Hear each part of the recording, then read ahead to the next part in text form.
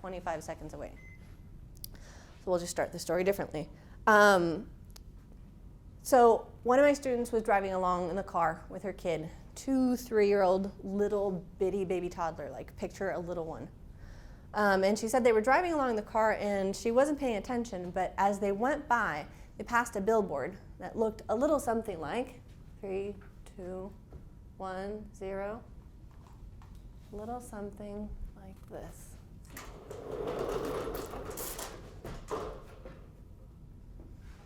Or not. Aha, there it goes. It's warming up. Billboard look a little something like this.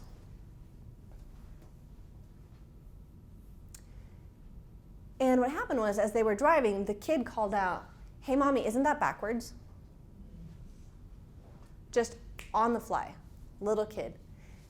The mom freaked out so badly, she didn't have no idea what to do with this. As soon as she figured out what this kid was saying, she just parked the car and sat there quietly and couldn't figure out even how to start responding to this. She said that she was terrified and horrified and said, "How in the world did this happen? Like, how at 2 or 3 years old does she know this so fast that she can just call it out on the fly?" The worst part of the story is that this kid was African American. So at this age, she knew her group was bad, completely bad, and white people were good.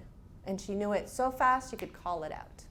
And this is kind of what we're going to get at in the term, is we're going to try to figure out, how do we get these ideas in our head? How do they get so solidified, so hard, so fast? We'd like to think that racism happens later on. Little children don't know how to discriminate. Yeah, they do. They pick it up straight out of the air. So there's a process called socialization, which is how we teach people to be members of a society. Right? How we tell them how to sit, how to talk. If I ask you how guys sit, you'll likely do something like this. If I ask you how girls sit, you might do a little something like this. Nobody's told you to sit this way, not necessarily, but you've picked it up just by watching people. These invisible processes are what we're starting to see. We're looking for these hidden, occult, scary, taboo kinds of things, and we're going to start naming them. So I like to think of stereotypes as lice. So if you've ever had to deal with lice on a little kid's head or even on your own, you know that they are a pain. They are really hard to get rid of. So I like little similarities between lice and stereotype. They're hard to see. They are contagious. If you hang out with people with lots of lice, you're going to pick them up. If you hang out with people with lots of stereotypes, you're going to pick them up. They're really, really hard to get rid of. They don't just come out because you want them to. Like, you need special tools to find them and then to dig them out. You could have like special looking glass, mirror thing, magnifier, thank you. That could help you find them. If you had like a special comb, they come out a little bit easier. There are cool tricks that we use when it comes to socialization to start noticing the things that we don't see. Let's see if this thing works. Yes, it does. For example, this image is called a flip. So we're doing the same thing to the powerful group that we always do to the less powerful group. We just flipped it straight up and down. And the reactions to this can be pretty powerful. It shocks you. It seems ridiculous. It can seem offensive. And yet if I'd shown you Wonder Woman in that pose, you wouldn't have necessarily had that big of a reaction to it. Or this other one. Right? We're used to the ones on top. We're not used to the ones on the bottom. On the top, we just see advertising, annoying, every day. On the bottom, it looks ridiculous. It can look humiliating. And yet we're so used to it, it doesn't shock us as much. So these flips are a good way of kind of shocking the lice, shocking the stereotypes out of being so stuck. So you can first of all notice them and say, oh God, how do I even start picking this out? Where is my special shampoo and special comb to start doing this? These are the cool tricks of the trade. Let me see. Cool thing about stereotypes. Well, let's first start by defining a stereotype. We would say a stereotype is a widely shared belief about a group of people, right? two important things there. We've got widely shared and group. These are both important. So widely shared is important because we got to talk about how it was that we communicated these ideas. We didn't just make them up. We heard them. We picked them straight up out of the air. That's how we all kind of had the same ones. And about a group, because it talks about how we organize people into groups. So for example, if I tell you the stereotype that women can't drive, this is not new to you, not likely, right? Women can't drive, they can't do math. These are things you probably have heard before. You may not agree with them, they may sound awful, but you've heard of them. Right? If I tell you that people with freckles are liars, this is probably not something you've heard before. It might sound weird, right? So we don't often organize groups in terms of freckles or non-freckles, right? But we do organize groups by the shape of their genitals. Right? Penises, vaginas, different group. We organize people by skin pigment, dark skin pigment, light skin pigment. And we set up laws that support this. We divide it in all kinds of ways. We don't often separate people out by height. Right? We don't say separate drinking fountain for people who are tall, people who are short. We have different ways of finding which attributes we're going to pick on and separate. And they're all completely arbitrary. Like there's no significant difference between skin pigment overall and freckles. And yet we do that. And how bizarre is that? There's nothing saying that you need a penis to operate a car. Like you don't shift the gear with the penis. The vagina doesn't get in the way of the steering wheel, right? You can operate a car even though you have a vagina. Imagine that. I'm trying to point out exactly how ridiculous and stupid these are so that we can start seeing what's in our head. We're going to try to find out what's in there. The thing about stereotypes is we often think them and know them, but don't say them. They often don't come out as directly. Every once in a while they're blatant, right? We get people like Trump who say these are bad and evil people, we're going to kick them out of the country. But often they're more covert. And so we're going to try to find out what's in our own heads. When I say nobody is exempt from any of this, we all have this in there. So we'd say, I was raised feminist from little bitty thing to great grown up. And we would say, oh, I'm the dream, right? I'm the first generation, all the way feminist, all the way through. I should be exempt. I am so not exempt from this stuff. Like I start finding it in all kinds of ways.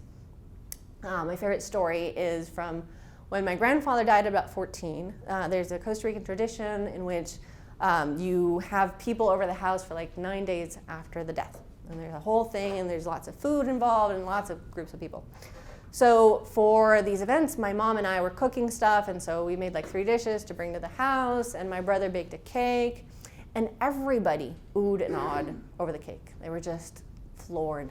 Oh my God, you gotta try the cake. The boy baked it. You should taste it. He baked it. It's so great. And I was just miserable. And we're like, ugh. Like, why does he get so much attention for baking one thing? We make 4 dishes and we get no attention. We're just completely invisible. What? And so my mom's like, yeah, that's really annoying. It's terrible. Yeah. So later on, we go to church in the afternoon, and so my mom and I are kind of sitting in the back row, and then like a few rows ahead is my uncle, and the baby is fussy, and he's got the baby, and so to calm the baby down, everybody's sitting, he stands up and is kind of rocking the baby. And so I kind of see him from behind, and I kind of look over to my mom and I whisper, it's like, hey Mom, isn't that cool how he's so good with the baby? And she said, yeah, it's just like your brother with the cake. I was like, oh, thank you for that. Could have been a little softer with it. You catch yourself at it and go, oh my God, how did that get in my head? Like when I started driving, I would be shocked by women driving. I don't know why. Like I would be driving down the street and I'd go, oh my God, it's a woman driving a car. And I had this happen a few times. I talked to my mom about it. Like, what is going on with me? And she said, oh, that's fun. That's interesting. Like, what if you try a different group? What if you switch it up? What if you thought that African American people couldn't drive? What about that? It's like, okay, no, I see the ridiculousness of that. That I get. And so that kind of helped me shift and say, okay, that makes no sense. I can get rid of that one. But the internalized homophobia, for example. Like, I'd be at a gay bar with my girlfriend, and then see a couple of guys kissing and go, oh, 2 guys and they're kissing. What is going on, brain? I start seeing them.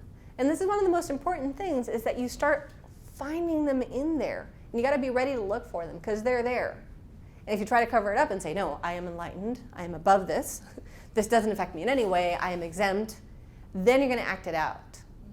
So today we're going to start naming the ugly stereotypes. So when it's your turn and you're going to work in small groups, you're going to name them and they're going to sound really ugly.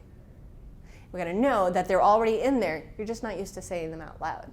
So I'm going to encourage you to go ahead and name them. Let's see where I am with the list.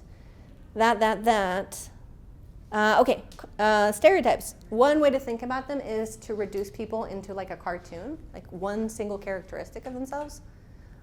If you can draw it in a cartoon, so simplified, then it's probably a stereotype.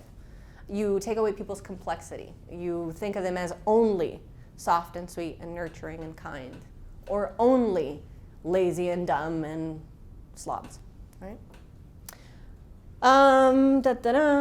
Okay, let's think of it a different way. Let's try this one out. Kill this. Make sure I don't kill myself with a cord.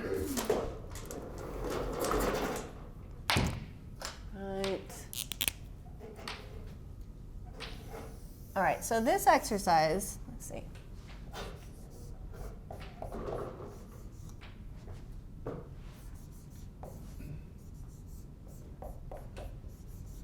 All right.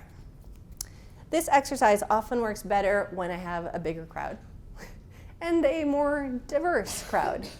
And so you'll humor me, because this is what we got.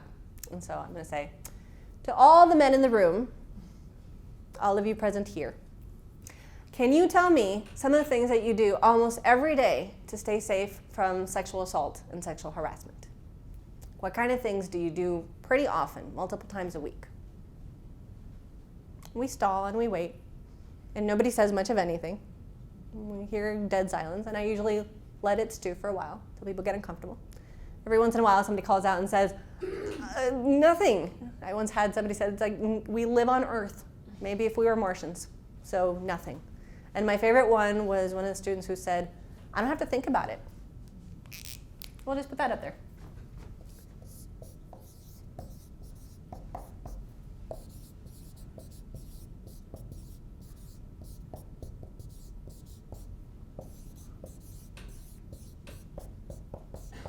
All right, and then we'll switch up and say, to all the women in the room, can you tell me some of the things that you do pretty often, almost every day, to keep yourself safe from sexual assault and harassment? Let's have you call them out. Can I carry mace? You carry mace. What else do you carry? Knife. Carry a knife. Oh, can't, right, knife. Weapons. Anything else that you might use as a weapon? The way you dress. Okay. You change the way you dress. How do you change the way you dress? You don't reveal. It's not Okay, so not so revealing. Yeah. Okay. Keep going. What else? Formality. Formality. How's that? Maybe not give so much, just be distant and formal. Okay, so not so close, more distance. Okay. Avoid eye contact. Mm. Don't smile. Yeah. Kind of avoid being inviting. Don't be friendly. Don't smile. I read an article that said you want to make eye contact and show them that you can recognize them later on, and you want to, kind of have that, so then they will be frightened off and not attack. Yeah, so we even have some contradiction, right? We've got don't make eye contact and do make eye contact. You're trying to intimidate. Sounds like the solution is just don't go to that side of town alone. Okay, so don't go there. Yeah. So restrict the places you go to. Especially at night. Oh yeah. Ah. Sunstone. Don't go out at night. Restrict places. Restrict times. I don't know if I read the same article as you did, but because sex trafficking recruiters actually would like go to the mall and they would go to different girls and say, oh, you have beautiful eyes, and if she looked down and said like, oh no, I don't, but thanks, then she would be the one. But if some girl was like, oh, thank you very much, she would be Excellent. taken. So learn about sex trafficking risks.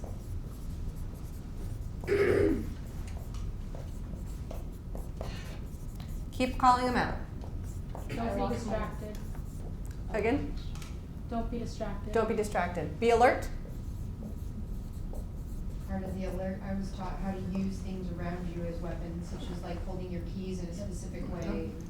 Weapons, keys. Search for more. And always be vocal, because they can't stop you from screaming all the time. Okay? That's when you teach your kids to be Vocal. letter boxes. Okay? Do. What happens with dating? I would always have to tell somebody else who I'm with, their number, and a specific time I would check in, so that if I didn't check in, something was wrong. And So then- report your location. Ask for check-in. So now somebody else is looking out for you, so they have to check in. What else? I always lock my car doors whenever I get in my car. Okay. All the time. It's like a habit. Lock I the can get doors in. Yeah. fast. And check the back seat before you get in. What was that? Check the back seat before you get in. Check back Ooh, I seat. don't do that. I've heard Yeah. Oh man. Yeah. It used to be I like always a check in my shower generation curtains or before I go to the bathroom. I've But that might be a ghost thing, I don't know. Could be something. General state of fear. Right. Yeah. I've noticed that guys that have like houses and apartments, they don't lock the back door, girls tend to. Okay. I lock all the doors at all times. Yeah, among that, like, at night especially, I lock my bedroom doors, like, even if all yeah, of my me too. house doors are locked, I still lock my bedroom door. Lock bedroom. So do I, one more barrier. Yeah, cause I mean, that's one more thing they have to get through. Okay. Somebody just said generalized state of fear. Does that ring true? Yeah. Okay.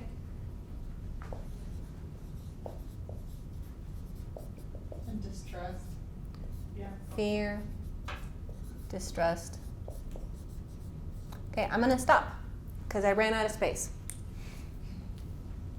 Let's take a minute to stop and look at the board and see what we see.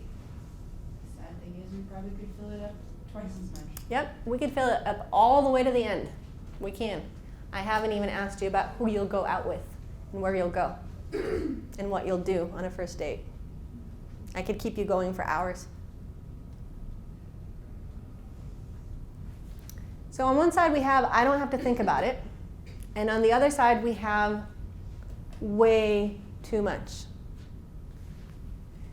So it sounds like we live in very different worlds.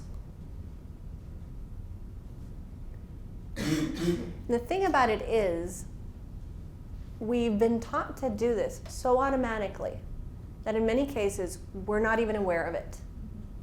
Right? I've had folks who say, I didn't even realize I did all of this until I heard everybody else say it. How much time and energy does that take? Like if we were to think about mental energy as a resource, right? If we think of bandwidth, right? How much can you handle in your processing? How much space does this take? It's a lot. Yeah. Even if you're not like, if you're not from like a big city like this, when I first moved here, I was almost mad 3 days in. Cause I was from a small town in Utah. You didn't think about walking in the dark to the max by yourself. Somebody decided they wanted to take my purse. Right? Imagine what other cool stuff you could do with that extra brain space.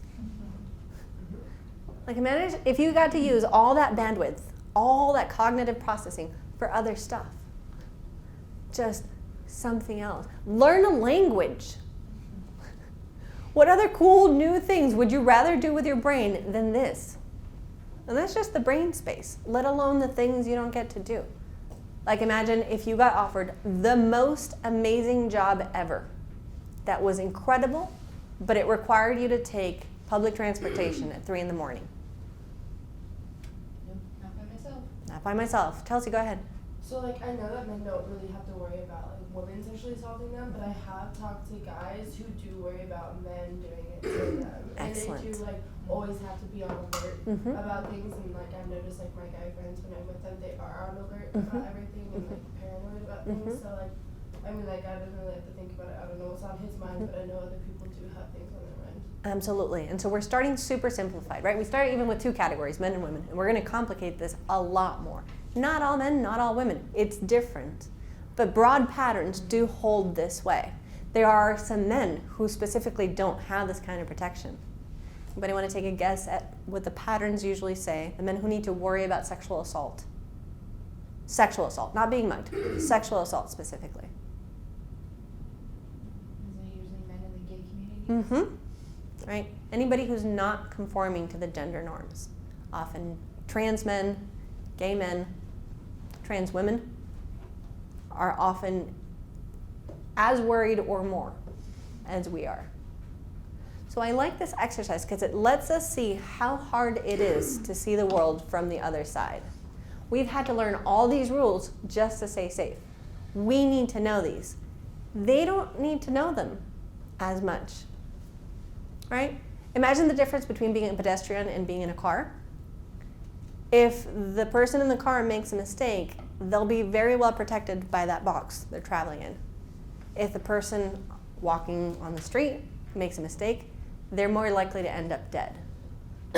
So the pedestrians need to be a lot more alert and aware than the car drivers do. They're at a lot more risk. Privilege kind of works that way. It gives you a shell of protection. You don't even need to learn about it that much. Like for example, if you've never really been a bike rider, you don't know about all the risks involved in bike riding until you're actually a bike rider and say, oh my God, I feel so vulnerable. I need to look out for cars. Cars don't see me. Car drivers don't need to worry as much because if they get hit by a bike, it's really not a big deal. Sure, they'll feel bad if the bike rider was hurt, but it won't physically hurt them as much, right? So there's that power difference, which is really important. From this point of view, you can see a lot more stuff than from that point of view. So when you're in the powerful group, you won't see stuff. When you stand here, you'll be pretty blinded to it. Like privilege can act as a shield, but it also kind of covers up your face so that you don't see the pattern. And here's the tricky part. When I do this exercise and I ask men, okay, I understand you don't do it, but what are kinds of things that you think women do often to stay safe, right? You don't do it, but what do you think women do? And they can usually give me like 5.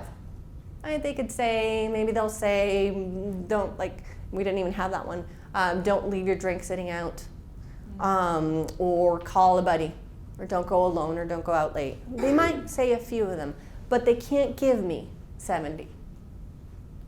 They might guess at a few, but since they haven't lived it in their own skin, they don't understand how pervasive it is, how every day this shapes what you do and who you are. And here's the thing, right? We're going to talk about this as the powerful group. Powerful group, dominant group, agent of oppression. These are all similar words, oppressor group. On this side, we're talking about the target of the oppression, the subordinate group, the dominated group, the oppressed group. Similar, right? The thing is, we all hold multiple identities. So we're going to be on either side of the equation at different points. So when we're talking gender, most of us in the room sit on this side. When we're talking race, we're seeing a lot more folks on this side. And the thing is, if you benefit from that particular oppression, let's say racism or ableism, you won't see it because you're comfy.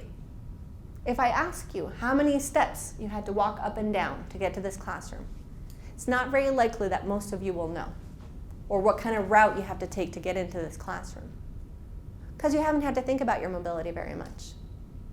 You won't know. You just absolutely won't get it until you start looking for it. And so this exercise is really important for us to recognize. On this side, you'll get it, and on that one, you won't.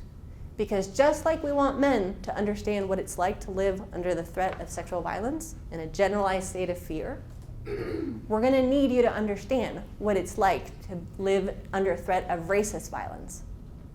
And say, you don't get it. You're not going to get it. When I get pulled over in a car, I'm not really worried I'm going to get shot by the cops just because of my skin pigment. Right? Even though technically I'm brown, right? I'm from Costa Rica, I've got a Latin-sounding name. My skin pigment is enough to make it less threatening for a cop. It's not very likely I'm going to get shot by a cop. And yet, just my skin tone being darker would make a huge, giant difference. Am I making sense so far? Okay, let me see what else is on the list. Oh, one of my favorites. All right, give me a couple of minutes and humor me. I'm going to read you something and have you think about it a little bit. Be a couple minutes, so focus whichever way you'd like. You can look down, you can close your eyes. All right. This is the world upside down. And remember, this doesn't represent an ideal world. It's not what we're going for. We're going to use this as an exercise to help you notice the things that are similar to our current society. This is not what we want life to be. Yes. Imagine a world in which mom leaves for work every day and dad stays home, cleaning, cooking, taking care of the kids. He's the one you turn to when you're sad because he's the one who can listen with kindness and patience. Mom just doesn't get it. Dad buys the groceries, plans the birthday parties, and wraps the presents. When it comes to holidays, you hear dad and the uncles calling each other to figure out who's going to bring the salad and who's going to buy the gifts. Dad always remembers to send the birthday cards, and he's the one who takes grandpa to the doctor. Women are the main characters in movies and TV. Their stories are central to the plot, and men are often used to support the heroine's trajectory. Men's roles are often focused on because of their physical beauty, often revealing their chests and arms. Remember that in school, all the textbooks speak from women's point of view. History tells the stories of women, their wars, and their fights for freedom. When you watch the news, you see women's faces whenever an expert's called to give an opinion. Most of the discussion panels at events are made up of women, although every once in a while you see a man too. It's always a woman speaking when it comes to important events. You hear about women politicians, women are the CEOs of large companies. Remember that the president has always been a woman, and the Supreme Court justices are mostly women. Imagine that it's women who will be making the major decisions about the future in this different world. Think about women's superior biological characteristics that make them the best leaders for our society. A woman's body is more evolved than a man's, after all.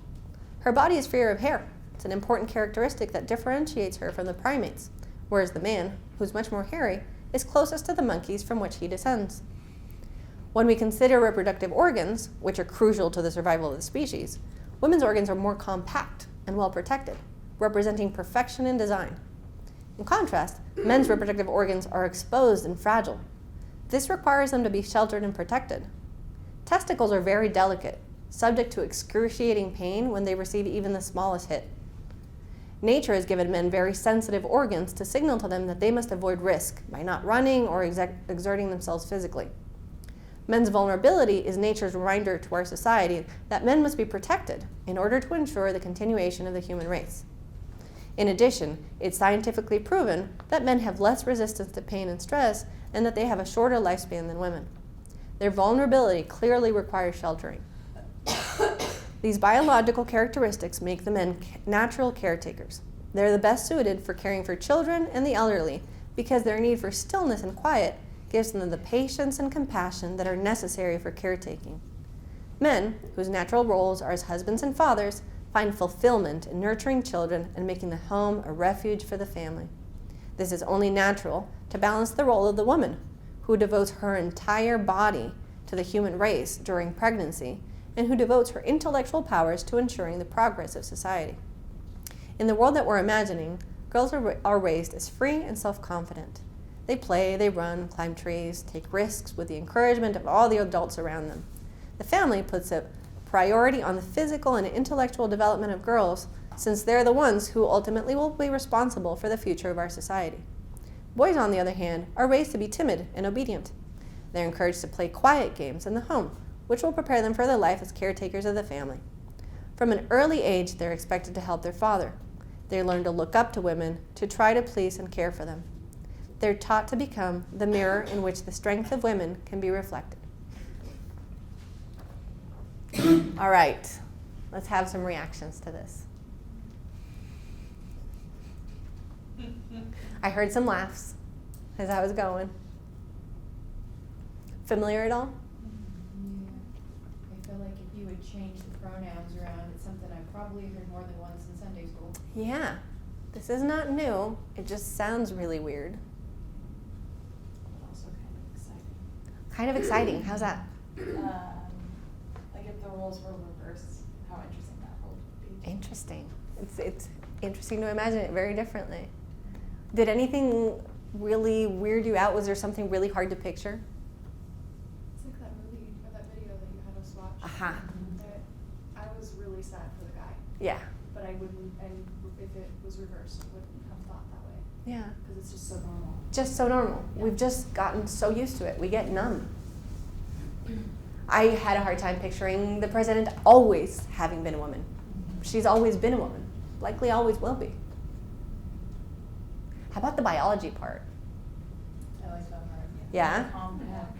Yeah. Compact. And protected. Made a lot of sense. Like, yeah. It wasn't like as ironically Mm. humorous as the rest of it was. Uh-huh. The other one was a direct flip. This one is a similar, but changed. Right? We used biological facts. Right? Men's testicles are on the outside of their body. They are very vulnerable to pain. We know this. We're not going to argue it. Women's bodies make babies. We're not going to argue that. Men die younger and have a lower tolerance for pain. Right? Mostly agree on many of these. How we interpret them is a whole other game. Because of this one thing, we're going to do all of these other things. We're going to organize an entire society around it because of the shape of genitals, which is what we do. Right? Because of the shape of your genitals, you should not drive a car. And you should not add, right? Because you have less fingers to count on. No. This makes no sense. And yet this is the basis for this particular oppression. We're going to start looking for the myths that legitimize oppression. Like, how is it that we got these weird ideas started in the first place, right? We can understand how they get reproduced, right? They're already rolling. But where did they come from originally?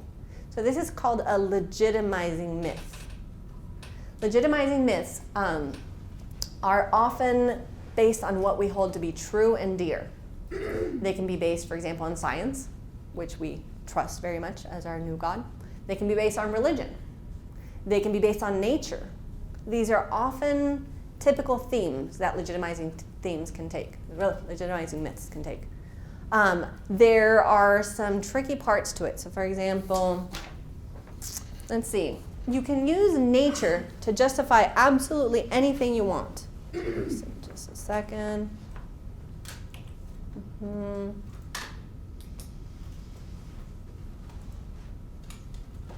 Well, I was going to prep this before, but I got distracted.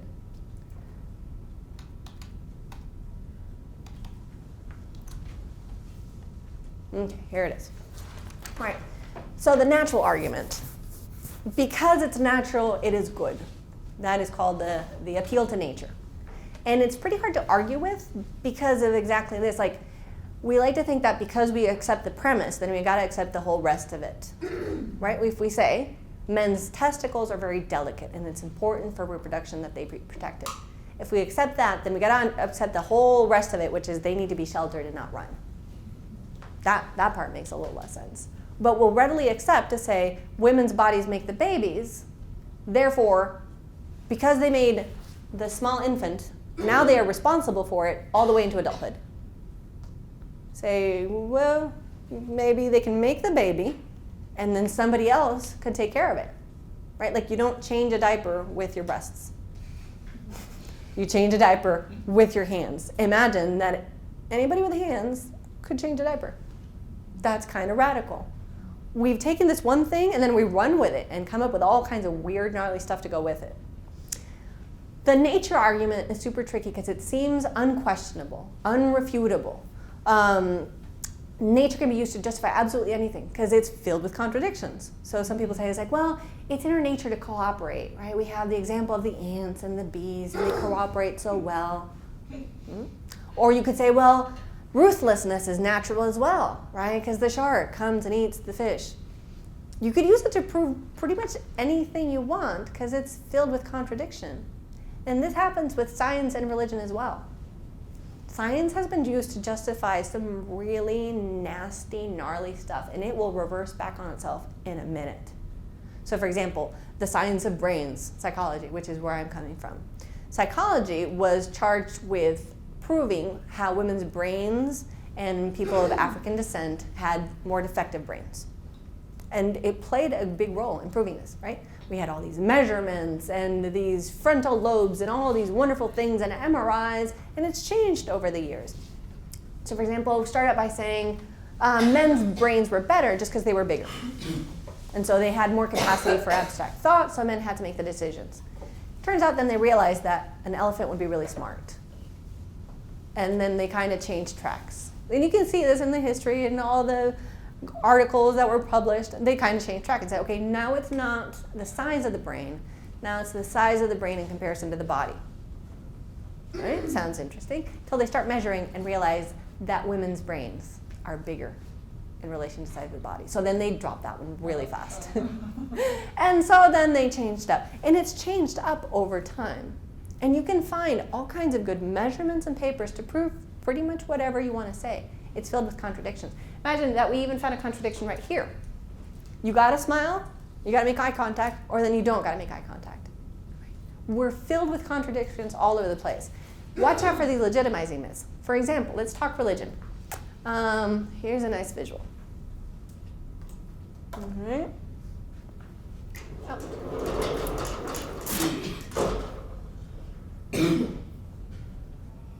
All right, this graphic, sometimes a little hard to see. This graphic is showing us the contradictions in the Bible. Remember, our religious texts are filled with contradictions. We'll see the same thing in the Quran, in the Popol Vuh, etc.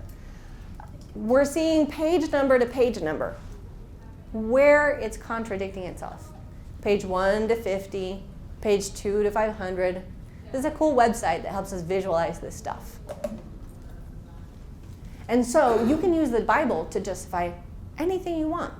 You can use it to justify slavery. You can use it to justify women's oppression. You can use it to justify women's empowerment.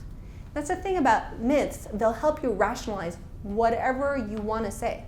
You just grab one little bit and use that and run with it. That making sense? Right, so in a minute, you're going to try out your own legitimizing myths and figure out where things are coming from. Oh, here's one. Oh, brain plasticity. That's one of my favorites. How are we doing on time? Yeah, we're okay. All right. Oh, yeah, brain plasticity. Cool stuff. So brains do really gnarly kinds of stuff. There have been interesting cases when people have had brain operations as little kids and have pieces of the brain removed. The brain can step in and fill that empty spot. It will fill in. So it's called brain plasticity. The brain will grow into whatever shape you give it. So if you teach a brain for 30 years that it's got to be soft and kind and nurturing, it's going to grow up into a shape that's soft and kind and nurturing. It's going to develop that. So when we do these studies to say women are more social and more verbal, we're studying adult brains. So what you're seeing is 30 years of training a brain to grow in that shape. So whenever you're studying adults, you can't figure out what's the training and what's the biology. They're built in. But we could say if brains grow into these very specific shapes, maybe we should start looking at smaller and smaller brains. And there's folks who do this. There's a neurobiologist who I love called Lise Elliott. She wrote a great book called Pink Brain, Blue Brain. And she focused specifically on what we know about brains. She studied different studies. She didn't run the studies, she studied the studies themselves. So it was a meta-analysis. And she focused on trying to figure out what do we know about brains, what is sound research, and what's the kind of bupkis. And one of the things she says is watch out for differences. Differences are really exaggerated in science. Here's an interesting bias. If you have a paper that says men and women are pretty similar, right? There's a lot of overlap. That thing won't get published. There's nothing interesting about it. Woohoo, we're the same. No publishing. Whenever you find the smallest, teensiest, tiniest difference, it'll get published. It'll be a big thing. So right off the bat, we're cueing people to look and find differences. Right off the bat, that's pretty biased. There's a problem with that. And so lo and behold, we're finding differences. So to find differences, you're likely looking at big brains, adult brains. If you start looking at smaller and smaller brains, the difference between boys and girls is much smaller. So she's got a phrase that says how small differences grow into giant, troublesome gaps. So we start out pretty similar, and then we make this amazing giant chasm between us. And we could start reducing that and say, it doesn't need to be that big. And imagine if we actually tried to compensate and say, okay, people who are shorter on social skills and verbal skills, we can train them a little bit better so they can develop those skills themselves. That's some amazing stuff. There's that. Here's another one, naturalness. We're focused on naturalness in biology, right? Because this is the basis of this oppression in many ways. If we say that it's natural for women to like dresses and like babies, and it's natural for men to like pants and like leadership, then we wouldn't see any variety except in the cases of intersex people. Right? If the shape of the genital determines what you're going to do in life, it's only people with ambiguous genitals who would have ambiguous roles. And we know that's not true. Right? So we have all these good ways of refuting these biological arguments. There's good stuff out there. All right, now we're going to switch it over to you. So what we're going to do is we're going to work in small groups, and you're going to do an activity based on stereotypes. I'm going to have you look for the content of a stereotype, the myth that legitimizes it, and I'm going to give you a worksheet in just a minute. The myth that legitimizes it, and what are some possible consequences of it. So let's do an example of one. So we would say, and remember, stereotypes sound ugly. They're going to sound ugly coming out of my mouth. You're going to freak out. It's okay. So if we say, gay people are sexually aggressive. They're out to convert, they're out to hit on you, and they're going to molest the children. Right? These are the stereotypes that we have floating around. We just don't often say them out loud. Right? That's the content of the stereotype.